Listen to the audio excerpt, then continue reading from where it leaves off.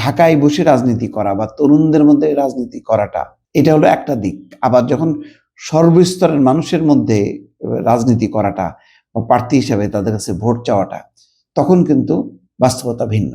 সেই ভিন্ন বাস্তবতাটা মাথায় রাখলেই ভালো।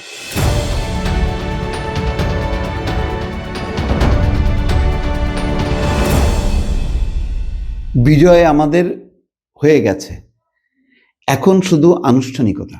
নুরুল হক নূর এই বক্তব্যের মধ্যে আমি বিপদের গন্ধ খুঁজে পাই। এই ধরনের অতি আত্মবিশ্বাস খারাপ। আত্মবিশ্বাস ভালো, কনফিডেন্ট থাকা ভালো, কিন্তু যখন নাকি আমি অতিরিক্ত রকমের আত্মবিশ্বাস দেখাবো, এবং মানুষ এই ধরনের কথা কিন্তু পছন্দ করে না। মানুষের হাতে কিন্তু ভোট, মানুষের হাতে যখন ক্ষমতা চলে যায়, তখন মানুষের প্রতি অত্যন্ত বিনয় দেখাইতে হয়। এটা কৌশল বলেন আর সহজাত প্রবৃত্তি বলেন মানুষের, সেটা কিন্তু দেখাতে হয়। তারেক রহমান কি বলছেন, যে বারবার বলছেন আগামী নির্বাচন কিন্তু কঠিন হবে, সহজ হবে না। তার মানে তিনি এটাকে চ্যালেঞ্জ হিসেবে নিচ্ছেন, তিনি এটাকে কঠিন একটা প্রতিদ্বন্দ্বিতা হিসাবে গ্রহণ করছেন। তাহলে কি করা উচিত?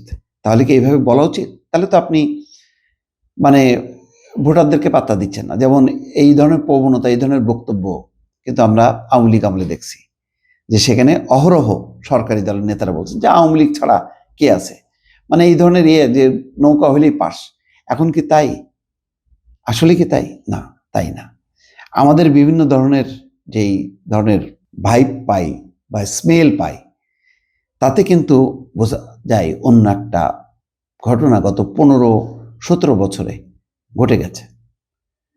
গত 16-17 বছরে মানুষের, ভোটারদের মাইন্ডটা চেঞ্জ হয়েছে। তো সেই চেঞ্জের হিসাব নিকাশ, তার আগে যদি আপনি 2008 বা আগের পরিসংখ্যান দিয়ে হিসাব করে থাকেন, যে বিএনপি তো 40% ভোট আছে, সুতরাং এখন তো আরো এর সাথে 10% যুক্ত হবে, 50%, তাহলে আর চিন্তা কি? না, এভাবে নেই। আর নুরুল হক নূর নিজেও কিন্তু ঝুঁকির মধ্যে আছেন, মামুন হাসান স্বতন্ত্র আছেন, জামাত আছে। তো সুতরাং বিষয়টা এত সোজা না।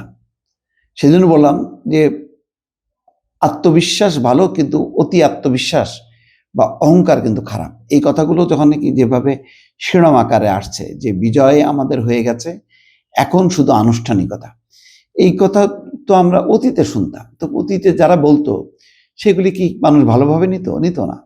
মানুষের অপশন ছিল না, এখন তো মানুষের অপশন আছে। এখন মানুষ বিএনপি কেউ দিতে পারে, জামাতকেও দিতে পারে। হাড্ডাহাড্ডি লড়াই, কিন্তু প্রত্যেকটা প্রতিযোগীকে মানতে হবে, সম্মান করতে হবে, এবং বুঝতে হবে যে না, সে আমার চেয়েও ভালো করতে পারে, আমার চেয়ে ভোটারদেরকে সে আকৃষ্ট করতে পারে। এই ধরনের মানে ধারণা পোষণ করলে, তাহলে আপনি আরো বেশি সচেতন হবেন, আরো বেশি কেয়ারফুল হবেন। এখানে বলা হচ্ছে যে রাত 10টার দিকে, সোমবার রাত 10টার দিকে ওয়াজ মাহফিলে গিয়েছি, তেমনি ওরস মাহফিলে গেছি, বিভিন্ন জায়গায় যাই, আমাদের এখানে এসেছি, এটাই আমাদের বৈচিত্র্য। যাক, বক্তব্য তো নুরুল হক নূর জনপ্রিয়, ডাকসুর ভিপি ছিল, মানে খুবই পপুলার ছিল, কিন্তু এটা জাতীয় রাজনীতির যে হাওয়া, তাতে নানা শ্রেণী পেশার বয়সের মানুষ থাকে, তাদের কিন্তু ভিন্ন ভিন্ন দৃষ্টিভঙ্গি থাকে।